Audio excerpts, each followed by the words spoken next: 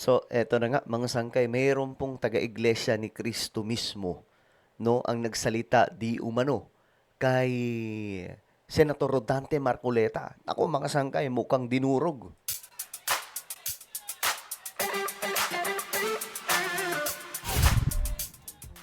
So may kapwa po taga-iglesia ni Kristo ni Marcoleta, kumbaga ka-churchmate niya.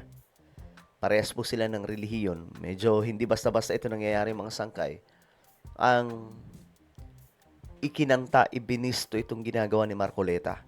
At ito mga sangkay, pag-uusapan po natin ngayon.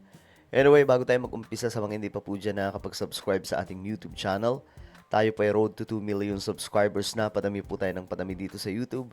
Kaya naman ano pang hinihintay mo, makikita nyo po yung subscribe button sa baba ng video na to. I-click nyo lamang po yung subscribe, i-click ang bell, at i-click nyo po yung all. Sa mga nanonood po sa Facebook, i-follow nyo po yung ating Facebook page. Okay, eto nga po mga sangkay, usap-usapan po ito ngayon kasi nga po mayroon pong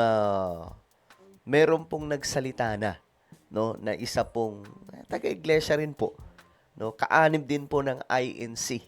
At dito nga po kinanta si Marcoleta. Naalala nyo yung kanyang statement mga sangkay tungkol po sa West Philippine Sea na ngayon ay kinukuyog si Marcoleta. Nako, mga sangkay, eto, matindi to. Ngayon nga po, mga sangkay, kinukuyog pa rin po itong si Marcoleta. At ito, meron pong nagsalita dito na isa pong eksperto. Ayan. Kasi, dinideny ni Marcoleta mga sangkay na hindi ko naman sinabi na ipamigay yung Kalayaan Island eh. Ang sinabi ko lang ganito. Todo siya paliwanag pero ang hirap kasi bawiin nun, no? Yung kanyang sinabi. Okay, bago natin puntahan yung isang kaanib ng iglesia na nagsalita na po kay Marcoleta, mga sangkay, eto, tingnan po ninyo, panoorin po muna natin to. Linaw na ng senador na taken out of context umano ang kanyang mga sinabi. Okay, nilinaw na po ni Marcoleta na taken out of context.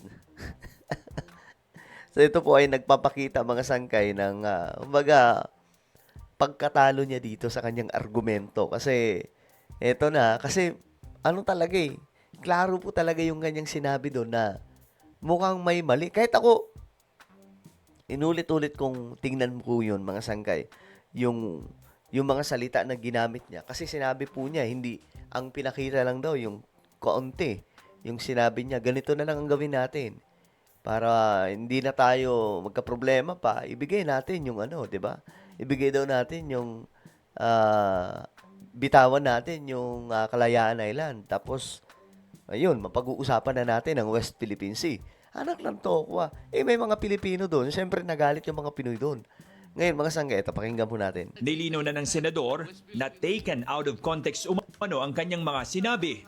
Ibig umano niyang sabihin, hindi maaaring gamitin ng Pilipinas ang KIG para palawakin ang exclusive economic zone ng bansa. Ang layo. Parang ang layo, no? Mga sangkay ng kanyang paliwanag na. Tugon ni Batong Bakal, magkaiba ang usapin ng KIG at Exclusive Economic Zone o EEZ. Sa part din, para siyang hindi abogado eh. Para siyang walang alam na magkaiba ang usapin ng Kalayaan Island at saka itong West Philippine Sea. Ewan ko mga sangkay Barcoleta. These are governed by different sources of law. And with respect to the Kalayaan Island Group, basically, we have been exercising absolute sovereignty over those islands, no, since the 1970s. And that was even before we negotiated UNCLOS. No? So, clearly, our rights there are not dependent on this exclusive economic zone. Muli namang hinimok ni dating Solicitor General at retired Supreme Court Associate Justice Francis Hardilesa si Pangulong Bongbong Marcos Jr. na maghain ng panibagong arbitration case laban sa China dahil sa pinsalang dulot nito sa kalikasan. Si Hardilesa ang namuno sa Philippine legal team na kumusyon sa Permanent Court of Arbitration sa pag-angkin ng China sa West Philippine Sea at nagpanalo ng kaso pabor sa Pilipinas noong 2016. At dahil malapit na ang 2028 national elections, malaking issue ito sa halalan. Okay, so mga sangkay, 1970s pa po or during the time of Ferdinand E. Marcos, itong area, mga sangkay, malaking bahagi ng South China Sea, binabantayan po talaga yan ni Ferdinand E. Marcos. Ang pinagkaiba lang kasi natin noon, malakas po ang bansa natin at saka hindi nagpabaya si Ferdinand E. Marcos eh. Ang dami mga sundalo doon. Marami po tayong makikita mga sanggay sa social media, maging sa Google, during the time of Ferdinand E. Marcos, may nakalagay po dito na may mga nakalagay po na mga placard doon na pinapaalis ang kahit na sino. Ito ay pag-aari ng Pilipinas. So noon, bantay sarado yan ng mga sundalo. Wala talaga nakakapasok. Tayo yung nambobomba ng tubig noon. Pero after Ferdinand E. Marcos, pinabayaan po yun ng mga sumunod na mga presidente. Kung kaya't mga sangkay, nakapasok na handa-handahan. At ang may pinakamaraming naangkin dyan o na-occupy, itong Vietnam. Sila po kahit i-search nyo pa sa Google, Vietnam po ang pinakamarami. Tapos, eto na, may problema na rin po tayo sa China. Dahil lang China, mga sangkay, may nakuha din po doon sa Scarborough. So, ngayon, ang West Philippine Sea, inaano din nila mga sangkay na kanila. Doon, alam niyo kung bakit nangyari yan? Kasi nga po dahil sa kakulangan ng bantay. Kung punong-puno yan dyan ng mga sundalo na nagbabantay, hindi po aabot sa punto na ganyan na eh. 'Di ba? Ang nangyari, pinasok po kasi. Wala nang nagtataboy. Pero ayun na nga, balik tayo kay Marcoleta, mga sangkay. Pinagdidiinan niya kasi, 'di ba, ang sabi niya, ano daw, hindi niya naman daw sinabi na ipamigay yung Kalayaan Island Group. Ngayon, mga sangkay, mayroon pong isang kapwa niya, sikat din po, na iglesia, kasamahan sa Iglesia ni Cristo, ang nagsalita na. At dito dinurog si Marcoleta. Ito po ay walang iba kundi si Anthony Taberna. Ngayon, para malaman ninyo, magka-churchmate po ito isa lamang mga sangkay. Ito, pakinggan po muna natin. Mga nanonood sa atin, disclosure lang, ako po ay kaanib sa Iglesia ni Cristo. Si Dante po dito ay kaanib din po sa Iglesia ni Cristo. At alam naman ng nakararami na as a general rule, maaari nating sabihin yun, na kami po ay hindi naman pangkaraniwang iniengganyo na pumasok sa politika. Again, just to set the record straight, kayo po ba ay nahintulutan ng mamamahala na iglesia na tumakbo sa pagkasenador? Okay. Yes, Katunying, alam mo naman yon dahil sa ikaw ay matibay rin namang miyembro ng INC. Okay. So, ayan mga sangkay, ito po itong interview ay during the time of campaign po ata ito mga sangkay. So, sa madaling sabi, magkasama sila sa isang relihiyon. At alam naman po natin, ang iglesia, hindi po yan basta-basta bumabato sa kanilang kapwa kasamahan. Pero, nagulat po tayo. Kasi may ginawa si Katunying. Eto. Viral po kasi ito ngayon, mga sangkay.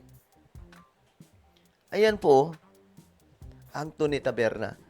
Sabi dito, taken out of context daw yung binanggit niya na i-give up na ang KIG or Kalayaan Island Group. Pinanood ko tuloy ng buo. Sabi ko, saang parte kaya dito ang taken out of context? Kumbaga, journalist na tayo eh. Ano ba talaga ang bahagi doon na out of context? Oh, you see mga sangkay, kinorek po siya, binira po siya ng kanyang kasamahan sa iglesia. Kasi nga po, kahit ako mga sangkay, inulit-ulit kong pinanood yun. Hindi ko talaga mahanap yung sinasabi ni Marcoleta na ano daw mga sangkay. Kumbaga, hindi naman daw niya sinabi na ipamigay natin yun. Kung pinanood lang daw ang buo. Ngayon, dahil sa sobrang mga sangkay, sobrang dami ng bumabatikos, sinabi na ni Marcoleta na taken out of context ang naging pahayag niya. Kaya ngayon mga sangkay, tiningnan ni Anthony Taberna. Teka lang, check muna natin. Paano naging taken out of context ito? Ngayon, chinek po doon ni Anthony Taberna, pinanood ng paulit-ulit, wala siyang nakita mga sangkay na sinasabing taken out of context ang kanyang sinasabi pagdating po sa pag-headline nitong mga media. Wala talaga mga sangkay, klaro Pag pinanood mo po yung video, mga sangkay, magigets mo kung ano ang pinupunto ni Marcoleta na pabor sa China. Lalong-lalo na yung sinabi niya na ipamigay yung KIG. Bakit may pamimigay yung Kalayaan Group? Ibang claim natin doon. Actually, di na natin kiniklaim yun. Naka-posisyon talaga tayo doon. Diba? Labas po yun ng exclusive economic zone. Diba? Mga sangkay. Dito, binis to sa... Ewan ko lang, anong gagawin dito ni Marcoleta? Magagalit ba siya kay Anthony Taberna? Sasabihin ba niya, brother, teka lang, bakit naman ganun? Bakit mo naman ako binera? Well, ano po ang inyong opinion tungkol dito? Comment down below. Meron po tayong YouTube channel. Ito po ay Sangkay Revelation. Hanapin nyo po ito sa YouTube. Ngayon din, kapag nakita nyo na, i-click nyo po yung subscribe, i-click ang bell, at i-click nyo po yung all. Ako na po ay magpapaalam. Mag-ingat pong lahat. God bless everyone.